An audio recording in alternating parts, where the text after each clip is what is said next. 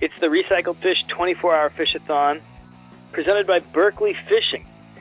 It's anglers fishing across North America and around the clock to raise awareness for the problems facing our waters and money to help solve those problems. As we're moving across the time zones, we took a short little jump from Vermont, nice little rural towns, to big city, right in Philly.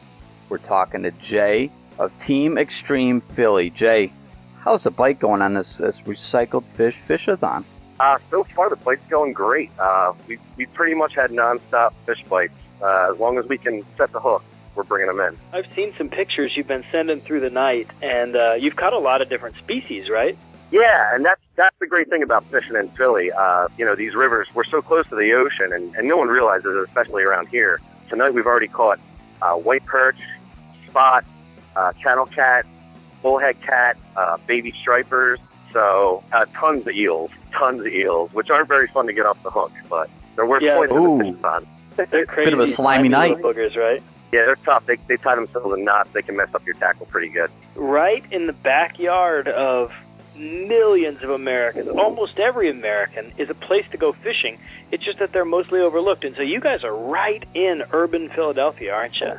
We are in the shadows of the skyscrapers. We're right next to 30th Street Station on the Schuylkill River, so we're right in the heart of the city. I grew up here, and I've driven by this river a million times when I was younger, and I always thought there's no way there's fish in there.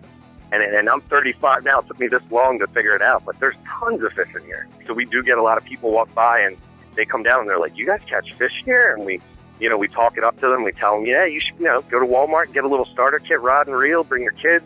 You'd be amazed how many fish you can catch." The trouble is, and one of the things that I think you guys are raising awareness about is, although the fishing's pretty good, there are some threats to it, and one of them is that those fish aren't necessarily all going to be safe to eat, are they? Actually, they're pretty much not. None of them are really safe to eat.